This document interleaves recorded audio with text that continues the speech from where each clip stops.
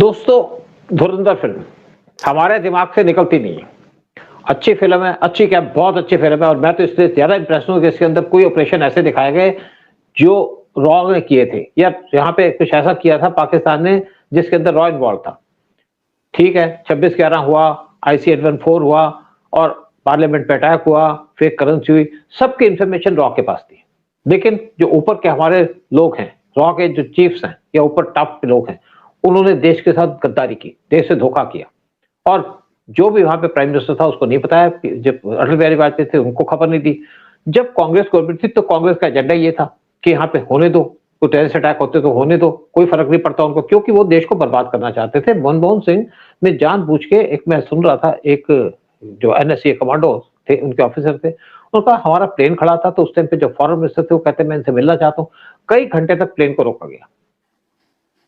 कोई कहता plane available नहीं था, कोई कहता डिसीजन नहीं ले पाए। ऐसी कोई बात नहीं थी। ये सारा का सारा जो काम था एक इंडिया के खिलाफ एक कॉन्स्पिरेसी थी जो पाकिस्तान की आईएसआई ने की थी और साथ में इंडिया ने उसको सपोर्ट किया था। कुछ हमारे लोग थे जो पाकिस्तान के आईएसआई से मिले थे, चाहे पैसे लेके चाहे किसी और रीजन पे। लेकिन आज हम यहाँ बात करने जा रहे हैं, धुरंधर की नहीं करने जा रहे, लेकिन धुरंधर के जो एक्टर हैं अक्षय खन्ना, उनकी करने जा रहे हैं। उनका रोल आज भी लोगों के दिमाग में घूम रहा है और जिस तरीके से उन्होंने इमरान बलूच का रोल किया बहुत ज्यादा अप्रिशिएट किया गया। लेकिन कुछ उनके कंट्रोवर्सीज भी स्टार्ट हो गई इसके साथ साथ। ये कहा जाता है उनको पिक्चर के लिए रोल मिलता था 2 करोड़ का, लेकिन अब उन्होंने अपनी डिमांड को इंक्रीज कर दिया 9 करोड़ पे। इसी पे चर्चा करेंगे और हमारे साथ बैठे उदय शंकर पानी जी। उदय शंकर पानी जी, आप क्या कहते हैं कि अक्षय खन्ना की एक्टिंग के बारे में तो कह सकते हैं कि बड़ी अच्छी एक्टिंग लेकिन क्या जो कंट्रोवर्सी चल रही है उसमें क्या रोल है अक्षय खन्ना का, क्या किसी और का रोल है, क्या कहना चाहेंगे इसमें? सर, इस परिवार से मैं काफी जुड़ा रहा हूँ शुरू से।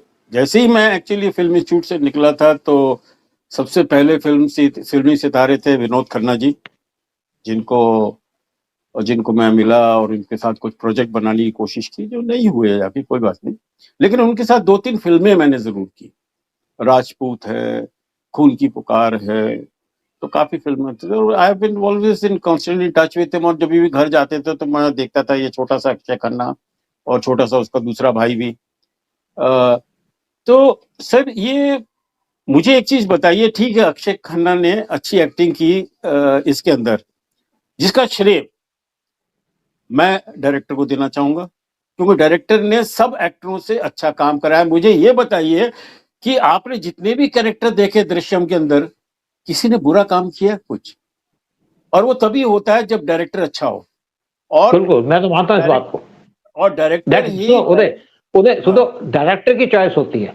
डायरेक्टर सोचता है कि किस रोल के लिए कौन फिट हो सकता है, ये उसका जजमेंट होती है, इसी की वजह से पिक्चर चलती है। सर, वो काम भी वही निकालता है। कोई एक्टर एक्सप्रेशन कुछ उल्टा सीधा नहीं दे सकता without the approval of the director. अगर उसने कुछ मैनरिज्म बनाई है, अगर उसने फेस टेढ़ा किया है, अगर उसने मुंह भी अपना टेढ़ा करके रखा है, तो वो डायरेक्टर से बात करके डायरेक्टर की इजाजत के साथ, बिकॉज ऑफ हिज परमिशन, उस आदमी ने किया। अब ये बोले कि यार ये पिक्चर मेरी वजह से चली है, ये गलत स्टेटमेंट है। वैसे भी बताऊं आपको, मैं तो अंदर की बात बता रहा हूँ, इंडस्ट्री की। हमारे Akshay Khanna was a good actor, लेकिन उसकी reputation of being a very सनकी मैन, बहुत ही मूडी आदमी है और बहुत जल्दी खिसक जाती है इस बंदे की। तो मुझे लगता है किसी की गलत एडवाइसेस हुई है इसको कि भैया अभी तेरी वजह से पिक्चर चल रही है, तू रेट। आप ये देखिए कि धर्मेंद्र हो या राजेश खन्ना हो या कोई भी बड़े स्टार जिनको साथ मैंने काम किया, किसी ने अनरीजनेबल डिमांड नहीं की ऑन हिज प्राइस। उन्होंने कभी, they have been always producer friendly. आप क्या कर रहे हो? आप प्रोड्यूसर से झगड़ा कर रहे हो। दृश्यम में आपने कुछ एग्रीमेंट साइन किया और आप उसी को आप कर रहे हो 25 करोड़ या 29 करोड़, जो भी आप कर रहे हो, 23 करोड़ या 25 करोड़ आप कर रहे हो। क्यों भाई? आपने एग्रीमेंट की थी, you stick to your commitment. अब तो प्रोड्यूसर को पूरा हक है to take you to court and take legal action against you. अब वो लिया भी है। दृश्यम 3 के जो डायरेक्टर हैं या प्रोड्यूसर, उसने एक्शन भी ली, कोर्ट पे चले गए। और फिर यार आज ये अच्छी फिल्म बनी है, इसके अंदर आपकी तारीफ हो रही है बहुत दिनों से। लोग तो ये सोच रहे थे कि शायद इसने भी बाप की तरह संन्यास ले लिया, वो भी कहीं फॉरेन चलेगा। बाय गॉड, इंडिया में है ही नहीं, ये सोच रहे थे। और अचानक आप देखते हैं कि धुरंधर रिलीज होती है और धुरंधर में इस आदमी की तारीफ होती है, तो you thank the director you work with, you thank the crew you work with, do you thank your casting director जिसने आपको इस कास्टिंग के अंदर डाला जाके, वो आप करिए। और अचानक आप एकदम अपने वो रेट को 10 गुना से ज्यादा बढ़ा रहे हो, 20 नहीं गुना उदय, कर रहे हो, उदय कहीं इसमें 20 जो गुना, कहीं 10। मेरे पास जो खबर आ रही है उसमें इनका जो कॉन्ट्रैक्ट था, जो उसका नई पिक्चर में साइन किया था वो था 2 करोड़ का, लेकिन अब वो हाँ डिमांड कर रहे हैं 9 करोड़। हाँ 9 करोड़। नहीं सर, 9 करोड़ कर रहे हैं, और मेरे को जो सुनाई दे रहा है कि 22, 23, 24 करोड़ मांग रहे हैं उसके लिए, ये मैंने सुना। सर ये होता नहीं है इंडस्ट्री में, nobody is indispensable. If you try to be unreasonable, हमारी इंडस्ट्री किसी भी, कितना भी कोई बड़ा स्टार हो, चाहे संजय खान हो या फिरोज खान हो या कोई भी स्टार हो, उसको उठा के फेंक देती है। आप हम लोग नखरे नहीं सहते यहाँ पर। You have to sit down, you have to discuss it and you have to see the problem. यार प्रोड्यूसर की एक चीज बताऊं, ठीक है प्रोड्यूसर ने इतना कमा लिया, अब तो मैं अगली पिक्चर में मुझे क्यों नहीं दिया उसने फायदा। अरे प्रोड्यूसर का कल नुकसान होता, क्या आप देते पैसा उसको? तब तो बेचारा अकेला मर जाता है वो आदमी बेचारा प्रोड्यूसर। तो आज उसको प्रॉफिट हुआ है और उसने पैसा कमाया है, तो वो अगली और फिल्में बनाएगा, आगे बनाएगा काम अपना, उसकी प्रोडक्शन का और भी फैलाव होगा, and it will become a good production house. और अच्छा उसको उदय, फिर मैं आप एक एकदम, हाँ उदय नहीं एक और आप बात कहना चाहूंगा। हाँ सर एक हाँ सेकंड, नुकसान में आप उसके भागीदार नहीं है तो आपका कोई हाँ। हक नहीं बनता कि उसके प्रॉफिट के अंदर भी आप डिमांड करें, अनरीजनेबल डिमांड करें। भाई उसकी जो दिल करता है। हमारा एक्चुअली कभी भी कोई पिक्चर चलती है तो प्रोड्यूसर बोनस बाकायदा एक्स्ट्रा देता है to the crew members, to the artist, वो बांटता है, वो उसके ऊपर है। लेकिन आप अगर डिमांड करेंगे, उसको डराएंगे धमकाएंगे, यार वो कहेगा baby go and take a walk, really वो हमारी हाँ इंडस्ट्री उदय, माफ नहीं हाँ कर बिल्कुल सकती। उदय, एक और बात है कि आज आपकी पिक्चर चल गई, आपकी पिक्चर कोई थी नहीं, आपको कोई प्रोजेक्ट नहीं मिल रहे थे, तो इसलिए आपकी डिमांड बड़ी कम थी या 2 करोड़ थी। अगर आज आपकी पिक्चर चल गई तो आपकी नेचुरली डिमांड अपने आप बढ़ जाएगी, प्रोड्यूसर आपको ज्यादा पैसे देगा, क्योंकि वो तो फेस वैल्यू पे चलता है सारा कुछ। अब अपने आप बढ़ जाती है सर, बिल्कुल। अब अभी और बाकी फिल्में होती, लेकिन आपने जहां कमिटमेंट की हुई है, एग्रीमेंट पेपर पे आपने साइन किए हुए हैं, उन लोगों से आप अभी डरा धमका के एकदम 10 गुना अपना रेट बढ़ा रहे हो, वो सर कोई नहीं मानने वाला। वो आप वापस घर बैठिए। अक्षय वैसे भी तुम्हें भूल गए थे, ये पिक्चर की वजह से तुम्हें याद किया जाके। So again you back to your hole, you go back to your hole, कोई परवाह नहीं करेगा, वहां बहुत मिलते हैं। But you are a good actor, I think you should learn from.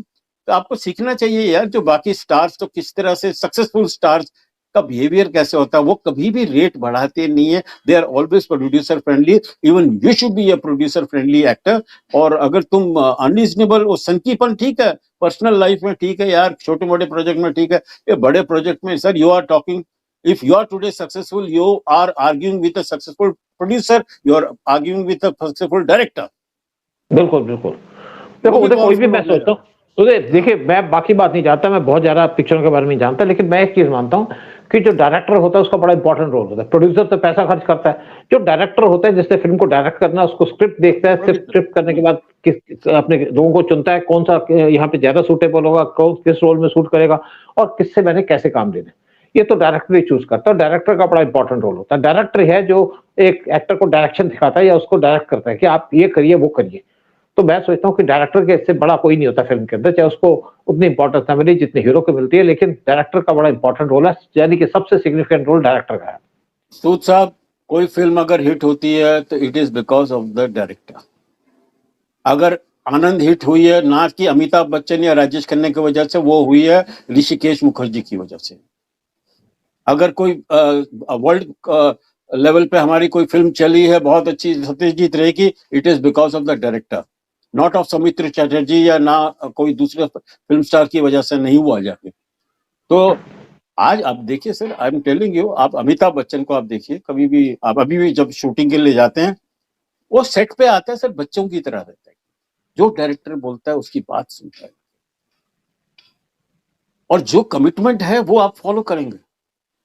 अब आपकी जो रेपुटेशन है, देखिए अमित जी की reputation of being a very professional, उनको अगर 9 बजे बोले तो 8:59 को आदमी बैठ जाता है। उनको गलती से आपने कहीं पार्टी में बुला लिया 7 बजे तो 6:59 को आदमी पहुंच जाता है कि कोई आए ना आए। तो आपकी वैसे ही रेपुटेशन खराब है, वैसे ही इंडस्ट्री में you are known as a सनकी मैन। तो आई वाज वेरी हैप्पी कि इसके काम को सराहाया गया और सडनली लोग इनकी बात करने लगे कि यार ये तो फिल्म धुरंधर तो इसके ऊपर है पूरी। मुझे एक समझ नहीं आ रहा, अभी भी मैं बोल रहा हूँ कि इसके ऊपर कैसे हो गई, क्योंकि आप तो शुरू में काफी पॉजिटिव कैरेक्टर था, बलोच का जो कैरेक्टर आपने रखा, और एंड में सडनली आप विलेन हो गए और आप विलेन की तरह पिटाई मार खा के मर गए। एंड में तो विलेन की तरह मरा ना वो आदमी, जो मेरे को क्लाइमेक्स भी बिल्कुल बहुत ही, मतलब मुझे लग रही है पूरी फिल्म थोड़ी ओवररेटेड रही है sir. Climax should have been the destruction of this forces which are trying to destroy India. The climax should have been like Balakot, जहां पर 325-330 टेररिस्टों को मार दिया गया था।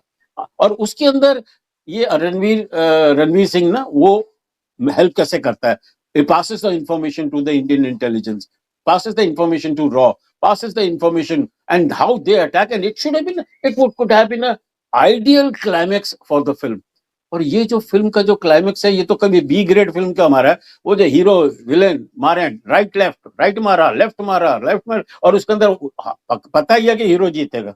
ऐसी फाइट में जब फिस्ट फाइट वगैरह होती है तो leave apart that, I am so happy the film is done very well. I am so happy कि भाई हमारी इंडस्ट्री में आज एक्स्ट्रा पैसा आ रहा है, ये पिक्चर चली है और उसकी वजह से हजारों लोगों के घर में रोटी आ रही है आके, और ये इसके हाथ हमारे जो डायरेक्टर के हाथ और मजबूत होंगे आके, क्योंकि उसने ये तीसरी सक्सेसफुल फिल्म दी है। तो आई एम श्योर धुरंधर 2 भी will be something people are looking forward to, and it will be a good project और बनाएगा इंटेलिजेंट प्रोजेक्ट। हाँ, उधर देखो एक बात मैं कहूंगा कि जो उसने धुरंधर 1 बनाई है, जो धुरंधर बनाई है, नेचुरली बात है जो धुरंधर 2 होगी वो इसकी इंप्रूवमेंट होगी, यानी कि कुछ चीजें छूट गई होंगी या जो अगले होगा, और जो मिस्टेक की होंगी वो नहीं करेंगे। जैसे आपने कहा कि एंड में घुसा-घुसी करने का कोई जरूरत नहीं थी इनको। और मैं सोचता हूँ कि और बड़े इश्यूज हैं हमारी कंट्री के अंदर, बहुत बड़े इश्यूज हैं जो भी मैं भी जानता हूँ, जहां पे इंटेलिजेंस फेलियर नहीं था, जानबूझ के कराया गया। IC-814 इंटेलिजेंस फेलियर नहीं था, पार्लियामेंट पे अटैक इंटेलिजेंस फेलियर नहीं था, फेक करेंसी के ऊपर यहाँ पे कांग्रेस की यहाँ पे लिपापोती थी, कांग्रेस इन्वॉल्व थी फेक करेंसी के अंदर, जिससे पाकिस्तान को प्रमोट किया जा रहा था। इसी तरीके से बहुत सी चीजें दिखाई गई हैं जहां पे मतलब एक कॉन्स्पिरेसी की गई थी देश के खिलाफ, और इनको ये नहीं कह पाए पिक्चर के अंदर, लेकिन कॉन्स्पिरेसी थी। मैं इसलिए इसके ऊपर कह सकता हूँ, मैं पर्सनली जानता हूँ सारी चीजों के अंदर जो पिक्चर के अंदर दिखाई गई। नहीं साहब, आप बिल्कुल सही कह रहे हो, आपको तो अंदर की बातें पता है, लेकिन हम जब फिल्म बनाते हैं तो हमें we take cinematic liberties. Film को कॉम्पैक्ट बनाने के लिए, फिल्म को कन्विंसिंग करने के लिए हम लोग लिबर्टीज लेते हैं। और अगर आप देखें कि पहला जो एक नोटिस आता है ना अपना सेंसर बोर्ड के सर्टिफिकेट के बाद एक बड़ा आता है, तो वो क्या तो कहते हैं डिक्लेरेशन जो बोलते हैं हम लोग, तो उसके अंदर पूरा हम लोग लिखा कि भैया मनगढ़ंत कहानी है, it is not a real story. और जो लेकिन क्या है कि वेरी इंटेलिजेंटली इस डायरेक्टर ने और राइटर ने, जो खुद इसने राइटिंग की है, जो नहीं करनी चाहिए मैं कह रहा हूँ, राइटिंग जब करते हैं तो आपकी ऑब्जेक्टिविटी मार खा जाती है, आप खाली अपने पॉइंट ऑफ व्यू से बोलते हैं, इसीलिए जो थोड़ी बहुत गलती की है। और यही बात मैंने एक बार करण जौहर को बताई थी कभी खुशी कभी गम के अंदर, कि यार करण तू अपनी स्क्रिप्ट मत लिखा कर यार, तूने इतनी यहाँ पर, अच्छा है कि तेरी फिल्म के अंदर स्टार बहुत थे, सुपरस्टार थे आके, तेरी फिल्म निकल गई आके, but you made some mistake. And he said sir ये एक तो मुझे कोई बोलता नहीं है, और आप जो बोल रहे हो एकदम 100% I have got away with murder. And let me tell you, इसके अंदर Aditya Dhar also has got away with murder with some mistake, but कहीं इसने जो बहुत अच्छी अच्छी बातें की हैं वो पब्लिक को बहुत पसंद आ गई। जिस तरह से उन्होंने सारे इंसिडेंट्स को पिरोया, एक स्क्रिप्ट के अंदर डाला, वो कैरेक्टर्स का फ्लैश दिखा रहे थे कि ये साला कैरेक्टर वहां भी था, यहाँ भी था, ये भी हैं, ये सारे पाकिस्तानी टेररिस्ट हैं, ये जो इसने पाकिस्तान को किस तरह से बड़ी इंटेलिजेंट वे से नंगा किया, वो पब्लिक को बड़ा पसंद आया। But definitely it can be better. और मेरी खाली सजेशन यही है कि भाई आदित्य धर, तुम स्क्रिप्ट अपनी मत लिखो, you are a director, you direct your writers, you don't write your script. और मेरी एक और रिक्वेस्ट है भाई, हमारे अक्षय खन्ना को, अक्षय भैया मैं तेरे को बचपन से देखा मैंने, and I was more than happy to see your success and लोग आपकी जो तारीफ कर रहे थे, क्यों उस तारीफ पे पानी डाल रहे हो, क्यों उस तारीफ को बर्बाद कर रहे हो? ये जो अचानक जो सक्सेस आ रही है आपके सर के अंदर, which is not good for your career. Please moderate रहिए एंड बी प्रोड्यूसर फ्रेंडली। और प्रोड्यूसर का भला देखो, प्रोड्यूसर जिंदा रहेगा तो आप जिंदा रहोगे। आप नहीं फिल्म बना रहे, वो डायरेक्टर फिल्म बना रहा है, प्रोड्यूसर बेचारा फिल्म बना रहा है यार। वो कहाँ से पैसा लेके आ रहा है, कैसे अरेंज कर रहा है, वो उनका, वो तो शुक्र करो कि उनको जियो मिल गया, शुक्र करो कि 250 करोड़ खर्च करने को मिल गए इनको, जियो जैसा जहां पर बजट की कोई प्रॉब्लम नहीं है। लेकिन अदरवाइज प्रोड्यूसर बेचारा मर मर के, घर बेच के, ज्वेलरी बेच के, बीवी की ज्वेलरी वगैरह बेच के फिल्म बनाता है या और जब उसकी कहीं सक्सेसफुल हो गई, जैसे अपना अग्निहोत्री की फिल्म कश्मीर, अरे वो कितनी मुश्किल से फिल्में बनाई है, उसके ऊपर फतवे आ गए, उसके ऊपर लाइफ थ्रेटनिंग हो गई है, उसके बाद भी उसने फिल्म बनाई, फिल्म सक्सेसफुल हुई, तो सब लोग बोल रहे हैं यार वो पैसा उसने पास अपने क्यों रखा, उसने कश्मीरी को क्यों नहीं किया? भैया हम फिल्म वालों की दुनिया है, हम फिल्म बनाते हैं, अगर हमारा फिल्म का नुकसान होता है हम चुपचाप रो लेते हैं घर में, हम उसका नुकसान खुद बहते हैं। और अगर हमारे पास प्रॉफिट होता है तो ये जो कमिटेड प्रोड्यूसर होते हैं, डायरेक्टर होते हैं, वो अगली फिल्म में डालते हैं, उसको अगली फिल्म बनाते हैं आके। तो प्लीज अक्षय, अभी भी देरी नहीं हुई, अपनी गलतियों को सुधारो और you should become friendly and you should be adjustable, और ये don't become a difficult man. You have the reputation of being a difficult man, but now you're proving to be a very difficult man. ऐसा मत करो, it is not good for your career. यही पे programme खत्म करते हैं और आप लोगों से कहते हैं कि जो उदय शंकर पांडे जी के जो कमेंट्स हैं वो बड़े वैलिड कमेंट्स हैं। बॉलीवुड के अंदर की बातें जानते हैं और ये जानते हैं कि एक्टर का क्या रोल होता है, डायरेक्टर का क्या रोल होता है, प्रोड्यूसर का क्या रोल होता है और फिल्में कैसे चलती। प्रोग्राम खत्म करेंगे और आपसे कहेंगे अपने कमेंट्स दीजिएगा, साथ में चैनल को सब्सक्राइब कीजिएगा, वीडियो को शेयर कीजिएगा। जय हिंद, जय भारत। जय हिंद, जय भारत, वंदे मातरम। सा